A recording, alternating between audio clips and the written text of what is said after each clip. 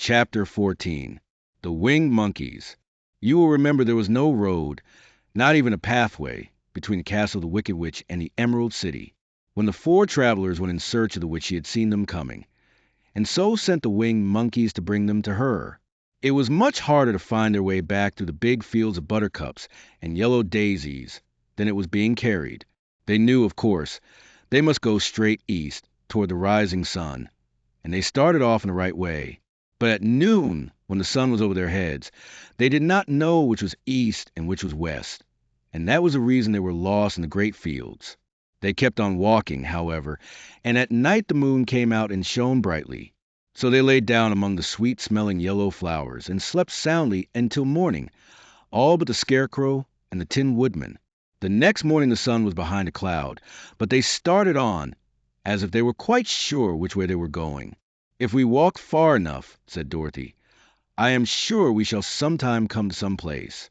But day by day passed away, and they still saw nothing before them but the scarlet fields. The Scarecrow began to grumble a bit. "We have surely lost our way," he said, "and unless we find again in time to reach the Emerald City, I shall never get my brains." "Nor I my heart," declared the Tin Woodman. "It seems to me I can scarcely wait till I get to Oz, and you must admit this is a very long journey." "You see," said the Cowardly Lion with a whimper, "I haven't the courage to keep tramping forever without getting anywhere at all." Then Dorothy lost heart. She sat down on the grass and looked at her companions, and they sat down and looked at her, and Toto found that for the first time in his life he was too tired to chase a butterfly that flew past his head. So he put out his tongue and panted, and looked at Dorothy as if to ask what they should do next. "Suppose we call the field mice," she suggested. "They could probably tell us the way to the Emerald City." "To be sure they could," cried the Scarecrow. "Why didn't we think of that before?"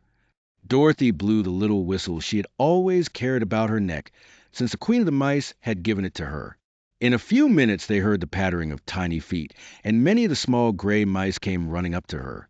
Among them was the Queen herself, who asked in her squeaky little voice, "What can I do for my friends?" "We have lost our way," said Dorothy. "Can you tell us where the Emerald City is?" "Certainly," answered the Queen, "but it is a great way off, for you have had it at your backs all this time." Then she noticed Dorothy's golden cap and said, "Why don't you use the charm of the cap and call the winged monkeys to you? They will carry you to the city of Oz in less than an hour." "I didn't know there was a charm," answered Dorothy, in surprise. "What is it?" "It is written inside the golden cap," replied the Queen of the Mice. "But if you are going to call the winged monkeys, we must run away, for they are full of mischief and think it great fun to plague us." "Won't they hurt me?" asked the girl anxiously. "Oh, no. They must obey the wearer of the cap goodbye." And she scampered out of sight, with all the mice hurrying after her. Dorothy looked inside the golden cap and saw some words written upon the lining. These, she thought, must be the charm, so she read the directions carefully and put the cap upon her head. "Eep-eep-eep, pep-pee-cat-coo," she said, standing on her left foot. "What did you say?" asked the Scarecrow, who did not know what she was doing. "Hillo, holo, hello," Dorothy went on, standing this time on her right foot. "Hello," replied the Tin Woodman calmly. "Z-Z-Y, Z-Z-Y, Zick," said Dorothy, who was now standing on both feet. This ended the saying of the charm, and they heard a great chattering and flapping of wings as the band of winged monkeys flew up to them. The king bowed low before Dorothy and asked, "What is your command?" "We wish to go to the Emerald City," said the child, "and we have lost our way." "We will carry you," replied the king, and no sooner had he spoken than two of the monkeys caught Dorothy in their arms and flew away with her. Others took the Scarecrow and the Woodman and the Lion, and one little monkey seized Toto and flew after them, although the dog tried hard to bite him. The Scarecrow and the Tin Woodman were rather frightened at first, for they remembered how badly the winged monkeys had treated them before, but they saw that no harm was intended. So they rode through the air quite cheerfully, and had a fine time looking at the pretty gardens and woods far below them. Dorothy found herself riding easily between two of the biggest monkeys, one of them the king himself. They had made a chair of their hands, and were careful not to hurt her. "Why do you have to obey the charm of the golden cap?" she asked. "That is a long story," answered the king with a winged laugh. But as we have a long journey before us, I will pass the time by telling you about it, if you wish." "I shall be glad to hear it," she replied. "Once," began the leader, "we were a free people, living happily in the great forest, flying from tree to tree, eating nuts and fruit, and doing just as we pleased without calling anybody master. Perhaps some of us were rather too full of mischief at times, flying down to pull the tails of the animals that had no wings, chasing birds, and throwing nuts at the people who walked in the forest.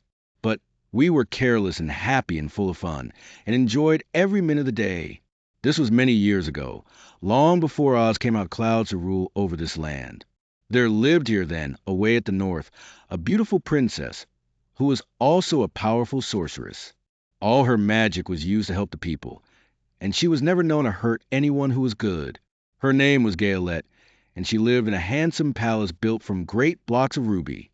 Everyone loved her, but her greatest sorrow was that she could find no one to love in return, since all the men were much too stupid and ugly to mate with one so beautiful and wise. At last, however, she found a boy who was handsome and manly and wise beyond his years. Gaelette made up her mind that when he grew to be a man she would make him her husband.